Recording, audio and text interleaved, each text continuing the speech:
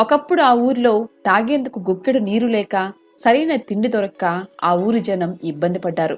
Cut చేస్తే ఇప్పుడు ఆ ఊరిలో అందరూ మిలియనీర్లే. కరువు తాండమాడిన చోట కనకపు పళ్ళేళ్లలో భోజనం చేస్తున్నారు. చెంబు నీరు దొరకని చోట స్విమ్మింగ్ పూల్స్ వెలిశాయి. ఆకలి ఏడుపులు వినిపించిన చోట విందులు దినచర్య అయిపోయాయి. ఇది ఒక ప్రైవేటు ప్రాజెక్టు కాదు, ప్రభుత్వం చొరవ తీసుకుని చేసింది కాదు. చదువుకున్న ఒక వ్యక్తి ఆలోచనకు కార్యరూపం దాలిస్తే ఆ ఊరు అభివృద్ధి చెందింది. ఒకప్పుడు పేద గ్రామం ఇప్పుడు మిలియనీర్ల విలేజ్గా మారింది. ఆ ఊరు ఎక్కడుంది? ఆ ఊర్లో మిలియనీర్లు ఎలా పుట్టుకొచ్చారు? ఆ వివరాలు ఇప్పుడు చూద్దాం. మన దేశంలో రాజకీయాలు ఎలా ఉంటాయో అందరికీ తెలిసిందే. రాజకీయాల్లోకి చదువుకున్న వాళ్ళు రావాలని ఎప్పటి నుంచో చెబుతున్నారు. మరీ ముఖ్యంగా ఉన్నత చదువులు చదివిన యువత రాజకీయాల్లోకి వస్తే దేశం అభివృద్ధి పదంలో నడుస్తుంది అంటారు. ఇందుకు నిదర్శనంగా నిలిచే సంఘటనలు ఇప్పటికే చాలా చూశాం. తాజాగా ఈ కోవకు చెందిన ఓ ఘటన వెలుగులోకి వచ్చింది. పట్టణంలో పీజీ చేసిన యువకుడు తన గ్రామం పరిస్థితి చూసి చలించిపోయి ఊరిని బాగు చేయాలని నిర్ణయించుకున్నాడు. సర్పంచ్గా పోటీ చేసి గెలిచాడు. తర్వాత ఆ ఊరి తలరాతనే మార్చేశాడు. ఒకప్పుడు తాగేందుకు గుక్కెడు నీటి కోసం ఇబ్బంది పడిన ఆ ఊరిలో నేడు అందరూ మిలియనీర్లుగా ఎదిగారు. నేడు ప్రపంచానికే ఆదర్శంగా నిలుస్తోందా గ్రామం. ఏ గ్రామానికైనా ఉనికి, నీరు, పాడి, పంట ఈ మూడు లేకుంటే ఆ ఊర్లో తిండి దొరకదు. ముందు జనం, ఆ తర్వాత ఊరు ఉనికే లేకుండా పోతాయి. ఇలాంటి పరిస్థితికి దగ్గరగా వెళ్లి వచ్చిన గ్రామం మహారాష్ట్రలోని హివ్రే బజార్. 1972లో ఇక్కడ తీవ్రంగా కరువొచ్చింది. ఉపాధి లేక ఆ ఊరి జనం ఆకలి కేకలతో అల్లాడారు. తాగడానికి గుక్కెడు నీళ్లు లేక ప్రజలు ఇబ్బంది పడేవాళ్లు. పంట లేదు, పని లేదు. జనంలో అసమానతలు, భేదాభిప్రాయాలు పెరిగిపోయాయి. దొంగతనాలు, అల్లర్లు, మద్యపానం వంటివి పెచ్చరిల్లాయి. 1980ల చివరకు ఊరు దాదాపు ఖాళీ అయింది. 90% మంది బతుకు తిరుగు వెతుక్కుంటూ ఊరు వదిలేశారు. ఒక గ్రామం చరిత్రలో కలిసిపోయేందుకు ఒక అడుగు దూరంగా మాత్రమే ఉంది. అప్పుడే అద్భుతం జరిగింది. ఆ గ్రామానికి వచ్చిన ఓ యువకుడు పరిస్థితిని తలకిందులు చేశాడు. ప్రపంచం మెచ్చుకునే స్థాయికి తీసుకెళ్లాడు. హివ్రే బజార్ గ్రామంలో పీజీ వరకు చదువుకున్న వ్యక్తి పొపట్రావు పవార్ మాత్రమే. సిటీలో చదువుకొనొచ్చాడు. తన కళ్ల ముందే గ్రామం నాశనం కావడం చూడలేకపోయాడు.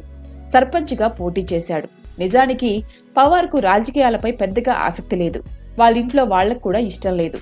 నగరానికి పోయి ఉద్యోగం చేయాలని ఇంట్లో వాళ్ళు, క్రికెటర్ కావాలని పవార్ ఆలోచించేవాడు. కానీ చదువుకున్న నువ్వు మాత్రమే గ్రామాన్ని రక్షించగలవంటూ ఊరి వాళ్లు అతన్ని ఒప్పించారు. అందరూ నిరంతరం పోరేసరికి ఎట్టకేలకు ఒప్పుకున్నాడు. తనకి ఇష్టం లేకున్నా పోటీ చేసి గెలిచాడు. కానీ గెలిచాక మాత్రం అదొక అద్భుత అవకాశంగా అనిపించింది. చదువుకున్నవాడు, తెలివైనవాడు కావడంతో ఊరి పరిస్థితి అర్థం చేసుకున్నాడు. గ్రామం నాశనం కావటానికి మూల కారణాలు వెతికాడు. అప్పుడు అతనికి కనిపించినవి సారా దుకాణాలు. ఆ చిన్న గ్రామంలోనే సుమారు 22కు పైగా సారా దుకాణాలున్నాయి.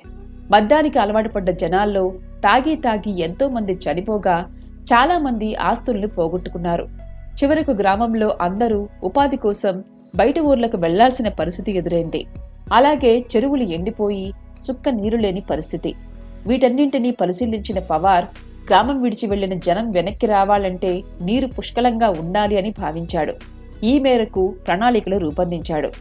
తీవ్ర కరువుతో అల్లాడిన ఆ గ్రామంలో పొపట్రావు మొదలుపెట్టిన మొదటి అభివృద్ధి పని వర్షపు నీటి యాజమాన్యం.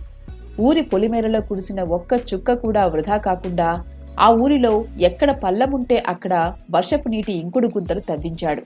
చిన్న గ్రామంలో 52 ఇంకుడు గుంతలు తవ్వించాడంటే పరిస్థితి ఎలా ఉందో అర్థం చేసుకోవచ్చు.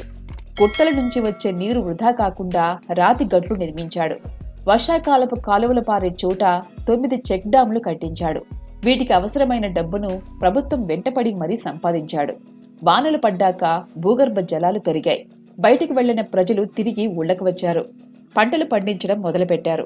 ఇవన్నీ నిర్మించడం పూర్తయ్యాక ఏడాది కాలంలోనే సాగు పొలం 20 హెక్టార్ల నుంచి 70 హెక్టార్లకు పెరిగింది. నీటి నిల్వ కారణంగా భూగర్భ జలాలు విపరీతంగా పెరగడంతో బోర్లలో నీళ్లు పైకి వచ్చాయి. బోర్లు వేస్తే చాలు, కేవలం 40 అడుగుల లోతుల్లోనే నీళ్లు పడేవి. దానివల్ల అనేక రకాల పంటలు పండించే అవకాశం వచ్చింది. నీరు పుష్కలంగా ఉండటంతో లాభాల పంట పండింది. జొన్నలు, మొక్కజొన్న, ఉల్లిపాయలు, బంగాళదుంపలు, సజ్జలు వంటివి పండిస్తారు. ప్రతిరోజు ఈ గ్రామం నుంచి 4000 లీటర్ల పాలను అమ్ముతారు.